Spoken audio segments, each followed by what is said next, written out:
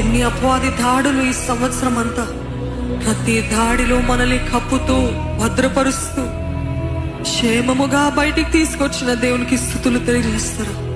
ఇంకా నేను బ్రతకలేను, నాకు చేత కావట్లేదు, ఇది నా శక్తికి మించింది అని ఎన్ని పరిస్థితుల్లో మనం అనుకున్నప్పుడు ఆయన తన ఆత్మ ద్వారా బలపరిచాడు కదా, ఎంతగా మనల్ని ధైర్యపరిచాడు కదా.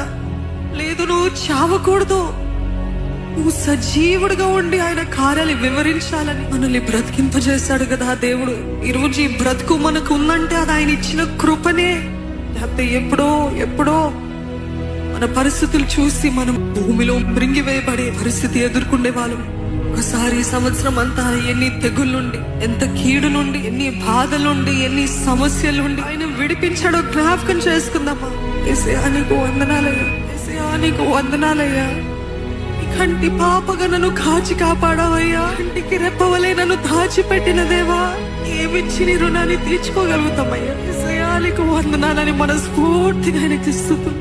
ఎన్ని ప్రార్థనలకి జవాబునిచ్చావయ్యా, ఎన్ని వాగ్దానాలని నెరవేర్చావయ్యా, ఊహకందని కార్యాలు చేశావయ్యా. ఎన్నిసార్లు నీ వాక్కు చేత బలపరిచావయ్యా, ఎన్నిసార్లు నన్ను క్షమించావయ్యా, ఎన్నిసార్లు నన్ను కనికరించావయ్యా. వందనాలయ్యా, వందనాలయ్యా అని మనస్ఫూర్తిగా స్తుతులు తెలియజేద్దామా దేవునికి.